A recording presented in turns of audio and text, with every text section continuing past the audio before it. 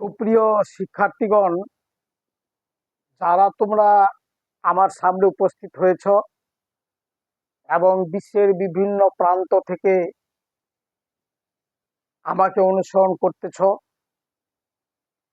তোমাদের সকলকে আশীর্বাদ এবং ধন্যবাদ দেওয়ার পাশাপাশি তোমাদের কাছে আমার আহ্বান, তোমরা এই চ্যানেলটিকে উৎসাহিত করার জন্য লাইক, কমেন্ট এবং সাবস্ক্রাইব করিও। তাতে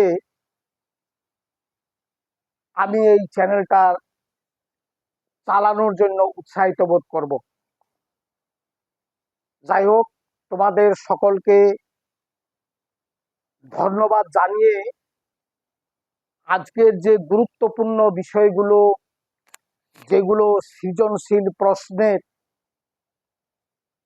এবং ভর্তি পরীক্ষায় খুবই গুরুত্বপূর্ণ, এবং রসায়নের ছাত্র হিসাবে, রসায়নের শিক্ষার্থী হিসাবে এগুলো জানা নিতান্তই প্রয়োজন। এবং এগুলো মনে রাখার জন্য যে কৌশল, সেই কৌশলগুলো আমি বুঝবার চেষ্টা করব। যেমন প্রথমে আছে এখানে ডায়াজোকরণ, এটাকে ডায়াজোটাইজেশনও বলা হয়। এখানে একটা কথা আছে ডায়াজো। ডায়াজো কথাটা মানে হলো দুটো নাইট্রোজেন, ডায়াজো। এই বিক্রিয়াটাকে ডায়াজোকরণ বলা হবে কখন? যখন এনিলিন, এই যে এনিলিন এবং বিক্রিয়া করবে নাইট্রাস অ্যাসিডের সঙ্গে, এই নাইট্রাস অ্যাসিড আসবে সোডিয়াম নাইট্রাইট এবং হাইড্রোক্লোরিক অ্যাসিডের বিক্রিয়ার মাধ্যমে। তখন বিক্রিয়াটা বরফ শীতল তাপমাত্রা অর্থাৎ 0 থেকে 5 ডিগ্রি সেলসিয়াস টেম্পারেচারে, তখন একটা তরল একটা যৌগ পাওয়া যাবে, সেটা হলো benzene diazonium chloride. Benzene diazonium chloride একটা তরল দ্রবণ।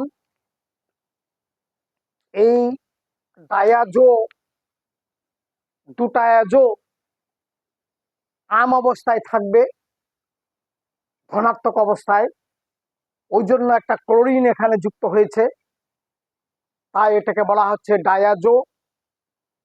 এবং এই বিক্রিয়াটা এনিলিন, নাইট্রাস অ্যাসিড এবং বরফ শীতল তাপমাত্রায় বিক্রিয়াটা করাতে হবে। এই বিক্রিয়াটাকে বলা হয় ডায়াজোটাইজেশন বা ডায়াজোকরণ। মনে রাখিও, যখন ডায়া কথাটা আসবে ডায়াজো, তখনও ধরে নিবে দুটা অ্যাজো, মানে দুটা নাইট্রোজেন, এবং সে নাইট্রোজেনটা আম অবস্থায় আছে, অর্থাৎ এইভাবে এই নাইট্রোজেনটা আম অবস্থায় আছে। এখন এখানে এই বন্ধনটা ফেলে দিয়ে এখানে হচ্ছে এই রকম ঘটনাটা, একদিকে ফিনল বা বেনজিন, এদিকে ক্লোরিন। এই ডায়াজো কথাটা মানে হলো দুটো নাইট্রোজেন।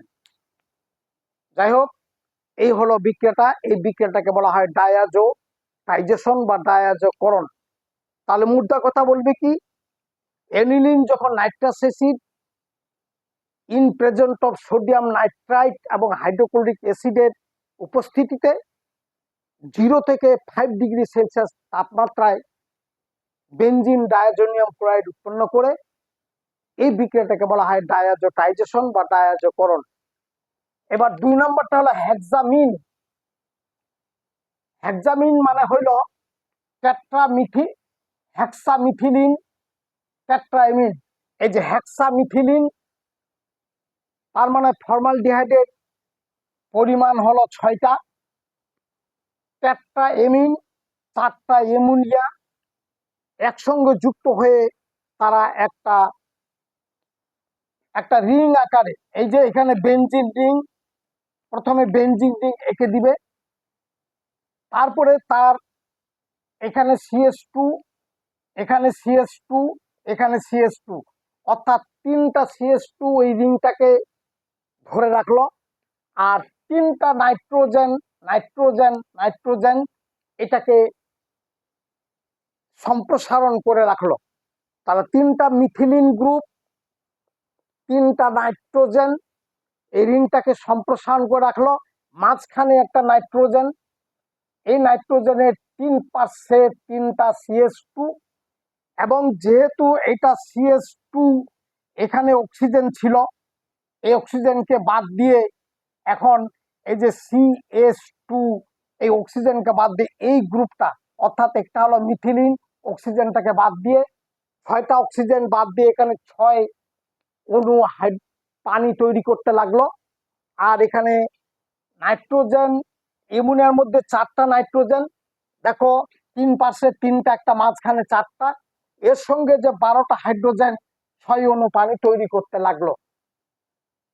6 অণু পানি তৈরি করতে 12টা হাইড্রোজেন অ্যামোনিয়া সরবরাহ করলো, আর 6টা মিথিলিন মূলক সিএস টু মূলক সরবরাহ করলো, কারণ 6 অণু পানি তৈরি করতে 6টা অক্সিজেন দরকার, ওই 6টা অক্সিজেন এখান থেকে আসলো।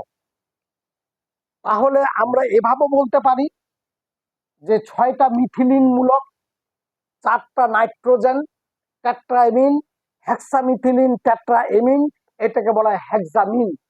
এটা বহুমাত্র রোগীর ইউরোট্রোপিন ওষুধ হিসাবে ব্যবহার করা হয়।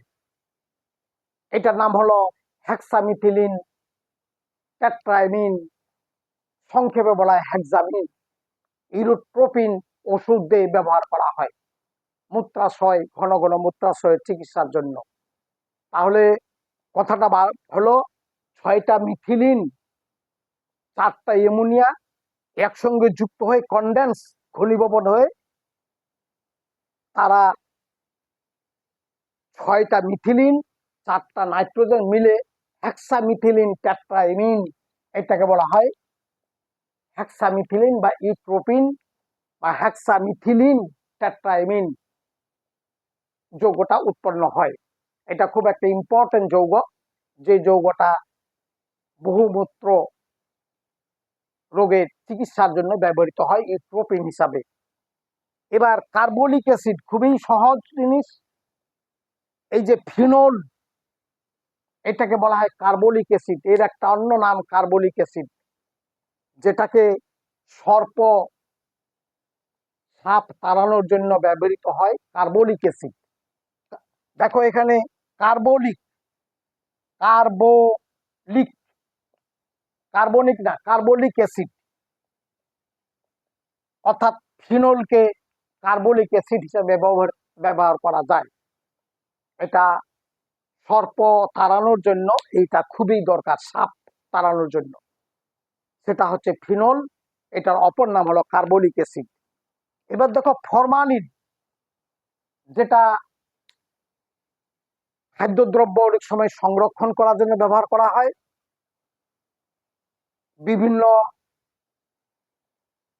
জৈব যৌগ প্রাণীদের দেহ সংরক্ষণের জন্য ল্যাবরেটরিতে ব্যবহার করা হয়, অর্থাৎ পচন রোধের জন্য ফরমালিন